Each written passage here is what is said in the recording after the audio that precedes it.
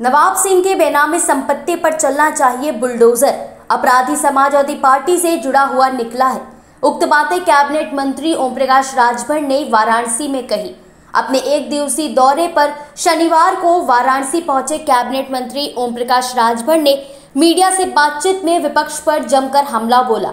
उन्होंने नवाब सिंह के बेनामी संपत्ति को लेकर बड़ा बयान दिया है।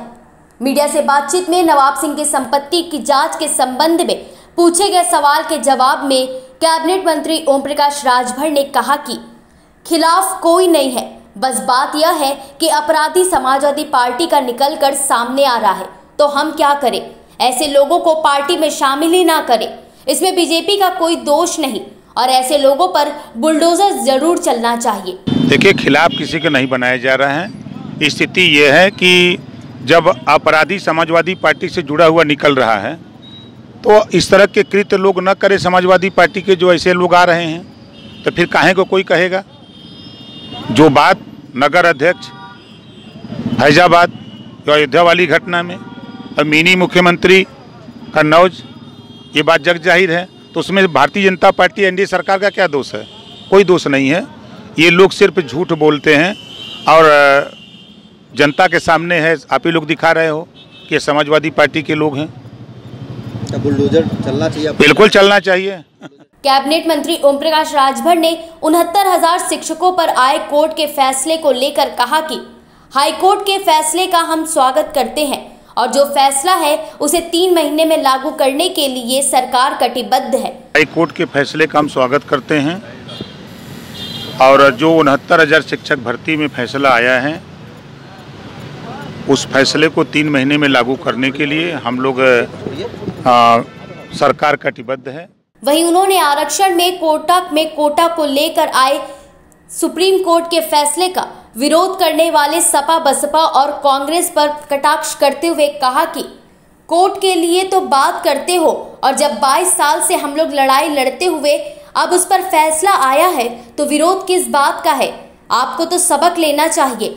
सुप्रीम कोर्ट का भी एक फैसला आया है कि आरक्षण में कोटे विदिन कोटा, उसका विरोध करने वाले समाजवादी पार्टी बसपा कांग्रेस के लोगों से कहूँगा कि आप लोग वोट के लिए तो बात करते हो। जो 22 साल से हम लड़ाई लड़ते लड़ते यहाँ तक आए कि कम से कम जो आज के तारीख में DM, SP, DIG, IG, DGP, राज्यपाल, मुख्यमंत्री, राष्ट्रपति, राज्यपाल, उनको आरक्षण की क्या ज़रूरत है? इस बात की खबर सुप्रीम कोर्ट तक पहुँची। सुप्रीम कोर्ट ने कहा कि नहीं, गरीबों को आरक्षण मिले। तो जब आरक्षण देने के लिए सबको बांट करके कहा तो ये विरोध किस बात का कर रहे हैं? इनको तो सबक लेनी चाहिए। और उन पिछड़े दलित अल्पसंख्यक से कहना चाहूँगा जिनका हिस्सा ये सपा बसपा कांग्रेस के लोग लूट रहे हैं, ऐसे लोगों से सावधान रहने की जरूरत है। शिक्षक भर्ती को लेकर एक अन्य सवाल के जवाब में उन्होंने आगे कहा कि जब मैं सरकार में नहीं था तब भी मैंने मुख्यमंत्री जी से 4 बार मुलाकात की थी और उन्होंने भी यह स्वीकार किया था कि अधिकारियों से कुछ गलतियां हुई हैं। इसके बाद उन्होंने सर्वे कराया और सब सामने आया कि जब मैं सरकार में नहीं था तब भी 4 बार मुख्यमंत्री जी से मिला। उन्होंने भी स्वीकार किया था कि नहीं, अधिकारियों द्वारा कुछ गलती हुई है। उसमें उन्होंने भी सर्वे कराया, पिछड़ा वर्ग आयोग ने भी सर्वे कराया।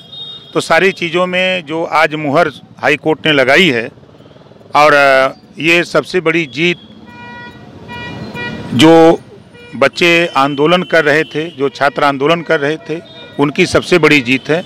और हम पुनः हाई कोर्ट के फैसले का हम स्वागत करते हैं और सरकार उस फैसले के साथ 3 महीने के अंदर उसमें कार्रवाई करेगी। वहीं यूपी में होने वाले उपचुनाव को लेकर ओम प्रकाश राजभर का कहना रहा कि ये सत्ता का चुनाव है। विपक्ष भी हमेशा यही बात करता है और इस बार भी सत्ता पक्ष में ही नतीजे आएंगे। कांग्रेस, बसपा, सपा, यही लोग कहते हैं कि चुनाव बाई इलेक्शन सत्ता का होता है। तो जब सत्ता का चुनाव होता है तो फिर ये लोग कैसे जीतेंगे? वही लोग कहते हैं। तो ये सत्ता का चुनाव है, सरकार जीतेगी। रिजल्ट, चुनाव घोषणा होने दीजिए, आप रिजल्ट आएगा तो भी देखिएगा।